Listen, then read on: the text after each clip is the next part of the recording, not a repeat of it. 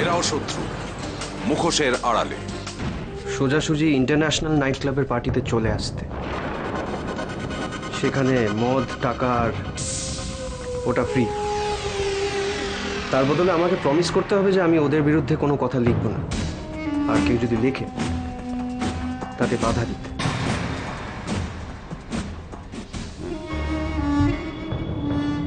শালা এত সাবধান করলাম, তবুও সে লিখলি। এখন সামলাতে পারবি তো? পেপারে যা সত্যি তাই তো ছাপা হয়। ও, তোরা যা লিখিস সেটাই সত্যি, তাই তো? কি করছিস?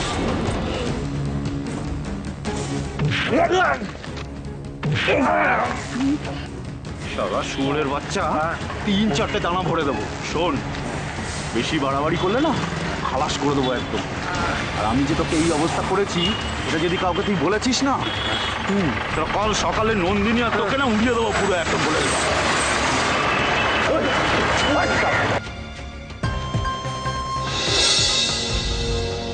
স্যার, চারদিকে যা কথা শুনছি, এই হেলথ মিনিস্টার একটু সিএম হবে। আর এই যদি সিএম হয় তাহলে তো আমাদের ছেড়ে কথা বলবো না। আমরা কোনোভাবে হতে দেবো না।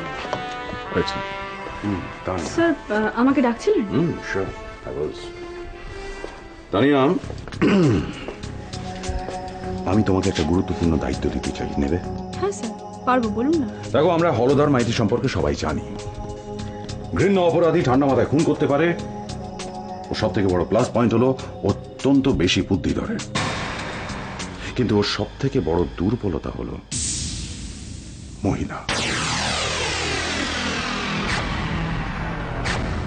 ও মেয়েদের পিছনে জলের মতন টাকা খরচ করে।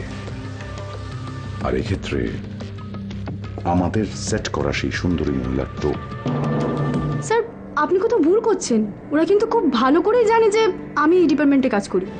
ওরা রাজি হবে তোমাকে দলে টানবে, তার কারণ এই ডিপার্টমেন্ট থেকে করা অন্যায়ের তুমি প্রতিশোধ নিতে চাইছো।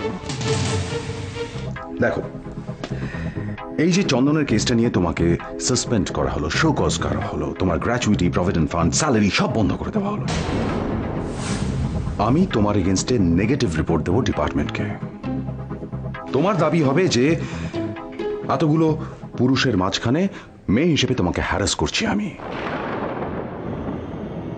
তাই তুমি ওর প্রতিশোধ নিতে চাও। বুঝতে পারলে? হ্যাঁ স্যার, বুঝতে পেরেছি। আমার মনে হয় আমাদের গায়ের ডালটা থারের উপর মিটিতে, জানেন ম্যাডাম? কি বলছো তুমি? থাল বোধহয় বিতন ভয় পেয়েছে। আচ্ছা বিক্রম, তুমি এই খবরটা তো আমাকে আগে দিতে পারতে। তুমি তো আমাকে একটা ফোন করে জানাতে পারতে। আমি কি করবো? আমাকে তো থাল বলতে বারণ করলেন। আর আমরা হাতে হাত রেখে বসে থাকবো, সেটা তো হতে পারে না। তোমরা চুপ করে বসে থাকতে পারো, আমি চুপ করে বসে থাকতে পারবো না।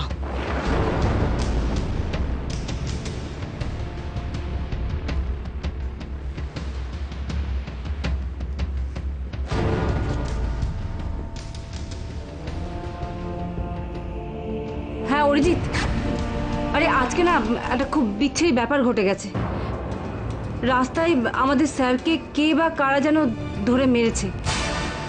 আরে হ্যাঁ রে বাবা, আমাদের কাগজের মালিককে। কিন্তু উনি কিছুতেই পুলিশেও কমপ্লেন করতে চাইছেন না, আর কারোর নামও বলতে চাইছেন না। তবে আমার মনে হচ্ছে এটা হলধর ছাড়া আর কারোর কাজ হতেই পারে না। না না অরিজিৎ, দেখো তুমি একটা কিছু একটা করো, কারণ ওরা এভাবে বারবার ছাড় পেয়ে যাবে সেটা তো হতে পারে না। তোমাকে কিছু একটা করতেই হবে অরিজিৎ। ওকে ওকে।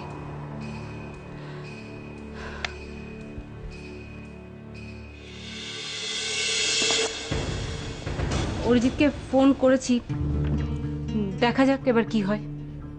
কি আর হবে? আপনি বলদর ওদের দমকাতে পারলেন, কিন্তু অ্যালেট করতে পারবেন না ম্যাডাম, আমি জানি।